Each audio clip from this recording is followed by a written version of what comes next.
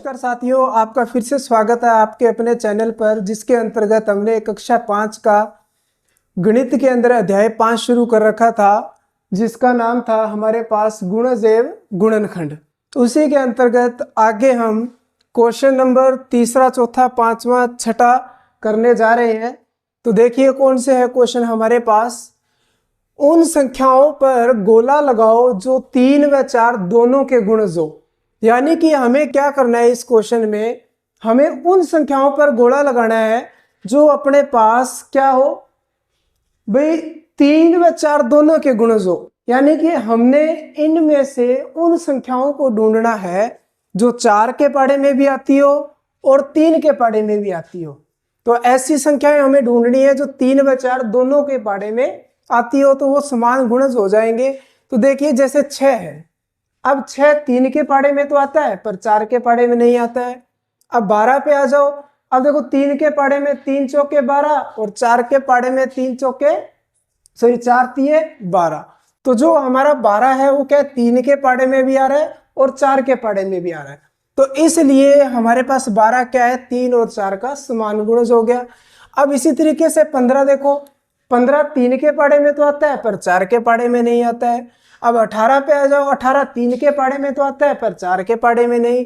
अब 24 पे आओ, देखो अब 24 क्या है 3 के पाढ़े में आता है भी, 3 8 24 और 4 के पाढ़े में भी देखो 4 6 24। तो यानी कि हमारा जो 24 है वो क्या है 3 के पाढ़े में भी आ रहा है और 4 के पाढ़े में भी आ रहा है। तो ये 3 और 4 का समान गुणज हो जाएगा। अब इसी तरीके से देखिए 30, अब 30 3 के पाढ़े में तो आता है पर 30 4 के पाढ़े में नहीं आता है। तो इन संख्याओं में हमारे पास केवल 12 और 24 ही ऐसी संख्याएं हैं जो 3 व 4 के पाढ़े में दोनों में आती है। तो इसलिए 3 व 4 के समान गुणज कौन से हो जाएंगे, एक तो 12 और एक हमारा 24। आगे देखिए क्वेश्चन नंबर 4, 10 व 30 के बीच आने वाले 7 के गुणज लिखिए। 10, इसका कहने का मतलब क्या है कि 10 और 30 के बीच में ही होने चाहिए। और कौन से गुणज, 7 के गुणज। तो यानी कि हमारा जो 7 के गुणज, 7 का पाढ़ा पढ़ देंगे, पर कंडीशन क्या रखी है, वो कहता भी 10 और 30 के बीच, मतलब 10 से तो बड़ी होनी चाहिए और 30 से छोटे होने चाहिए। तो देखो इसमें हमारे पास कौन से गुणज हो जाएंगे 7 का, हम 7 का पाढ़ा पढ़ के देखते हैं। देखो 7 एकम 7 भी, 7 तो 10 से छोटा है, वो बोल रहा है 10 और 30 के बीच में। तो आगे पढ़ते हैं, 7 दूनी 14।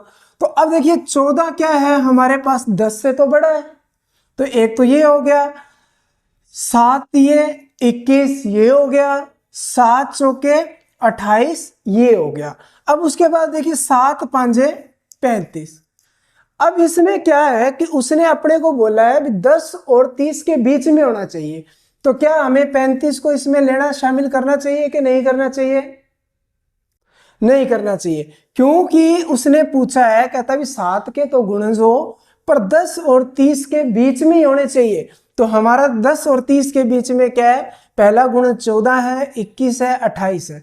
क्यों, अब जैसे ही 35 पे जाएंगे तो 35 तो क्या हो गया हमारा 30 से बड़ा हो गया। तो इसलिए हम 35 को इसमें शामिल नहीं करेंगे, क्योंकि उसने कंडीशन दी है 10 और 30 के बीच में ही होने चाहिए। तो ठीक है प्यारे बच्चों, कर सकते हो आप इस तरीके से भी। आपसे जरूरी नहीं है कि 10 और 20 30 के बीच में ही पूछे, हो सकता है आपसे पूछ ले भी 14 और 35 के बीच का बताओ। इस तरीके से अगर अपने से जो कंडीशन पूछता है तो प्रश्न को ध्यान से अपने को पढ़ना है, पढ़ने के बाद देखेंगे कि वो पूछ कह रहा है, तभी हम आगे क्वेश्चन को करेंगे। अब देखिए आगे क्वेश्चन नंबर 5, 4 के ऐसे 3 गुणज लिखो जो 25 से बड़े हो। अब देखिए इस प्रश्न में अपने को क्या बोल रहा है, कहता है हमें 4 के गुणज लिखने हैं और कंडीशन क्या लगा दी, कहता है 25 से बड़े हो। 25 से बड़े होने का मतलब भी 4 से तो भाग होने वाली होनी चाहिए वो संख्याएं, पर 25 से बड़ी हो। अब 25 से बड़ी देख लो भी, अगर हम 4 का पाढ़ा पढ़ते हैं तो उसमें देखते हैं कि 4 6 24। अब 24 तो 25 से क्या है, छोटा है। इसका मतलब 25 से बड़ा आगे जो पाढ़ा शुरू हो रहा है 4 का, वहां से हम उठाएंगे भी। हम देख लेते हैं भी, 4 6 24 आ रहा है, तो 4 7 28। तो अब 28 देखिए 25 से तो क्या है, बड़ा है, पर 4 के पहाड़े में आता है। उसके बाद आगे पढ़ लो भी, इसको इसी पहाड़े को आगे पढ़ देते हैं भी। 4 7 28, तो 4 8 32, 4 9 36। तो ये देखिए आपके पास क्या हुआ, तीनों संख्याएं 28 32 36 ऐसी वो संख्याएं हैं जो 25 से बड़ी है और 3 ही गुणों से पूछ रहा है। अगर 4 पूछता तो आगे हम और पढ़ देते पहाड़े को, पर उसने 3 ही पूछी है। कंडीशन थी कि 25 से बड़े हो, तो हम देख लेंगे भी 4 का पहाड़ा जब हम पढ़ना शुरू करेंगे तो 25 से बड़ी संख्या कहां से शुरू हो रही है। तो हमने देखा 4 का पहाड़ा हम 7 से शुरू करते हैं, तब 25 से बड़ी संख्या में मिलती है। तो 7 चौके 28 और इसी तरीके से 4 8 32, 4 9 36। इस तरीके से हम क्या आगे इसके गुणज लिख सकते हैं।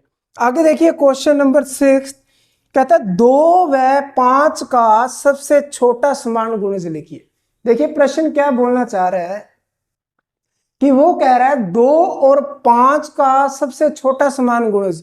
हमें ऐसा ही संख्या बतानी है जो 2 और 5 दोनों के पहाड़े में आती हो और कंडीशन क्या सबसे छोटी हो, मतलब दोनों का समान गुणज होना चाहिए और वो सबसे छोटा होना चाहिए। तो हम देखेंगे भी 2 का पहाड़ा पढ़ते हैं, हमें पता है भी 2 एकम 2, 2 दूनी 4, 2 तीन 6, 2 चौके 8, 2 पांचे 10। अब 5 का पहाड़ा पढ़ेंगे, 5 एकम 5, 5 दूनी 10। तो यानी कि 2 के पहाड़े और 5 के पहाड़े में क्या हो रहा है, जो हमारा 10 है वो दोनों में क्या आ रहा है, कॉमन आ रहा है और सबसे छोटा भी है।